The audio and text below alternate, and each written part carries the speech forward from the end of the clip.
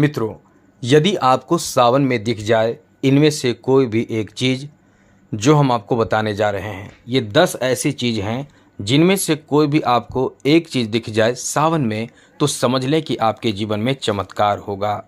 समझ लें कि आपके जीवन में बदलाव होगा और आपका भाग्य बदलेगा, क्योंकि यह अपने आप में एक तरह का संकेत माना जाता है।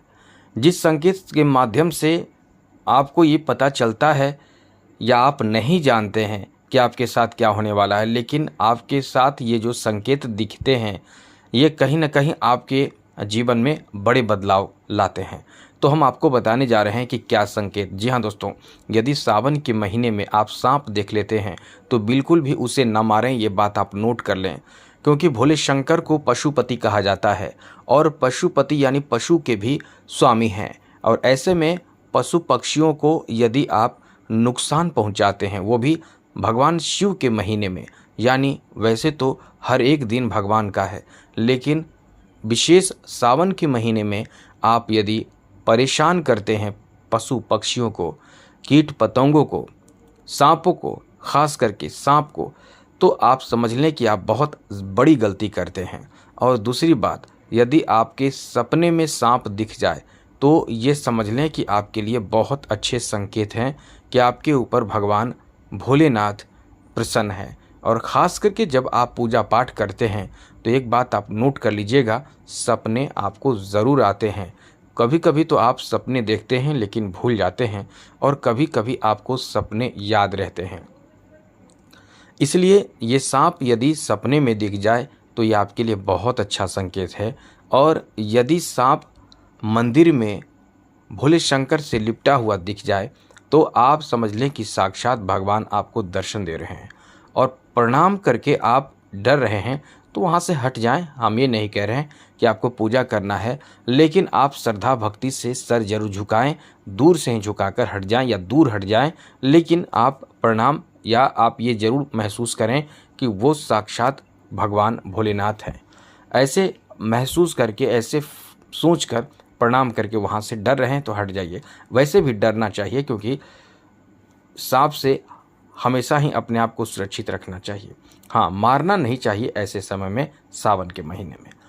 चलिए आगे बात करें तो दोस्तों, यदि आपको सावन के महीने में नंदी यानी आपके दरवाजे पर कोई भी नंदी को लेकर आ जाए तो उसे खाली नहीं जाने देना चाहिए।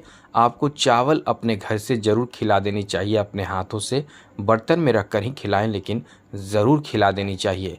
और साथ ही साथ बचे हुए चावल के दाने को आप अपने घर में यदि कोई फूल का पौधा हो वहाँ लगा दें।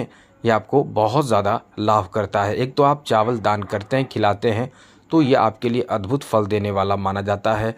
ऐसे कभी दरवाजे से बाहर यानी दरवाजे से ऐसे जाने नहीं देनी चाहिए किसी तरह की। कभी भी नंदी आपको दिख जाए तो, खास करके सावन में। आगे समझिए कि यदि सावन के महीने में सपने में शिवजी दिख जाते हैं, हर लोग पूजा करता है, हर एक इंसान कोशिश यही करता है और करना चाहिए कि जल जरूर दें सावन के महीने में। या फिर आप सावन में कुछ भी नहीं करते हैं तो कम से कम सात्विक जरूर रहें। सात्विक यानी लहसुन, प्याज, मांस, मछली, तामसिक भोजन से दूर जरूर रहें। और यदि आप कुछ भी नहीं कर रहे हैं तो फिर भी आप कभी सपने देखते हैं तो शिवजी के सपने देख रहे हैं तो समझ लें कि शिवजी आपको कुछ कहना चाह रहे हैं। या फिर यदि आप पूजा कर रहे हैं और शिवजी को देख रहे हैं तो शिवजी आपसे प्रसन्न हैं।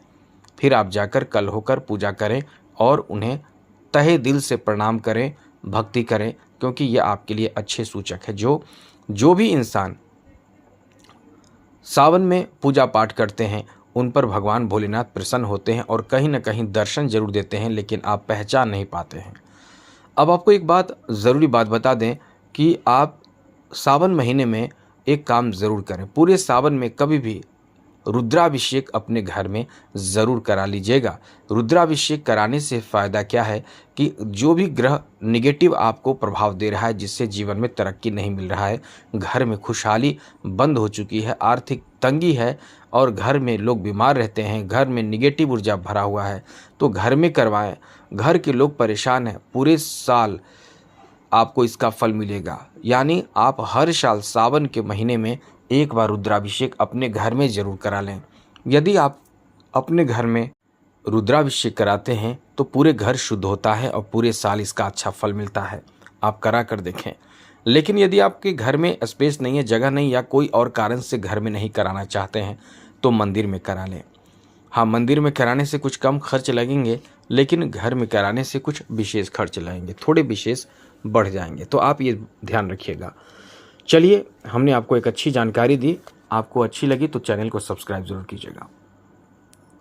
आगे बात करें तो दोस्तों, यदि आपको त्रिशूल दिख जाए, यदि सपने में, पूरे सावन में सपने में केवल त्रिशूल दिख जाए तो समझ लें कि दुश्मनों पर विजय आपकी प्राप्ति होगी।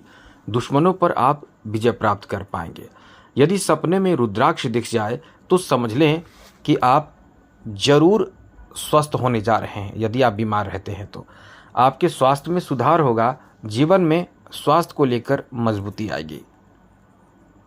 आगे बात करें तो दोस्तों, यदि आपको सपने में डमरू दिख जाए, जी हाँ दोस्तों, सपने में डमरू दिख जाए तो समझ लेना कि आपके जीवन में बड़ी खुशहाली आने वाली है, बड़ी उम्मीद आपकी पूरी होगी और जीवन एकदम से खुशियों से भरने वाली है। कोई बहुत बड़ा सपना आपका पूरा होगा। यदि आप साक्षात, सपने की बात नहीं कह रहे हैं, साक्षात यदि आप नीलकंठ देखते हैं, वो भी सोमवार के दिन देखते हैं, उस पर भी शिव मंदिर में देखते हैं और वो भी सबसे ऊपरी हिस्से में देखते हैं, तो इसे सबसे ज़्यादा शुभ माना जाता है।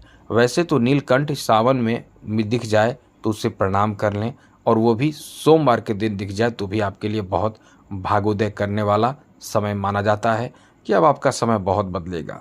सावन में यदि आपके दरवाजे पर कोई भी साधु आ जाए, उसे आप भूखा जाने न दें। हाँ, अपनी तरफ से जो बन पड़े आपको ज़रूर दे देनी चाहिए, क्योंकि ये अपने आप में आपको ये समझना चाहिए कि कहीं ना कहीं शिव जी इस रूप में आ रहे हैं। हाँ, ये बात अलग है कि आजकल बहुत ऐसे लोग भी हैं जो फ़ायदा उठा रहे हैं, लेकिन आपको ठगना नहीं चाहिए। आप उन्हें समझकर जो आपसे बन सके वही दें, वही दान करें, क्योंकि अब जब आप दान करते हैं तो कहीं ना कहीं वो आपको वापस मिलता है। और जब आप कोई भी पूजा पाठ करते हैं, बहुत साधना करते हैं, तो भगवान इसका परीक्षा लेते हैं, और इसीलिए कई रूपों में भगवान आकर आपसे परीक्षा लेते हैं। और आप जब उन्हें दान नहीं देते हैं तो आप निश्चित रूप से फेल हो जाते हैं। यहाँ तक कि भिखारी भी आपके पीछे पड़ जाए, कुछ मांगने लगे खाने को, तो पैसा ना देकर कुछ खाने को ज़रूर दे दें, क्योंकि ये भी आपके लिए बहुत उत्तम फल देने वाला और एक तरह का परीक्षा आप समझ सकते हैं, जो आप परीक्षा में सफल हो जाएंगे। तो इन सब बातों का ध्यान रखिएगा ज़रूर। और सावन में शिव जी को 1 लोटा जल, कम से कम छोटा सा काम जरूर कीजिएगा, जल जरूर चढ़ाइएगा। आज के लिए इतना ही। जय माता दी, राधे कृष्णा, ओम नमः शिवाय।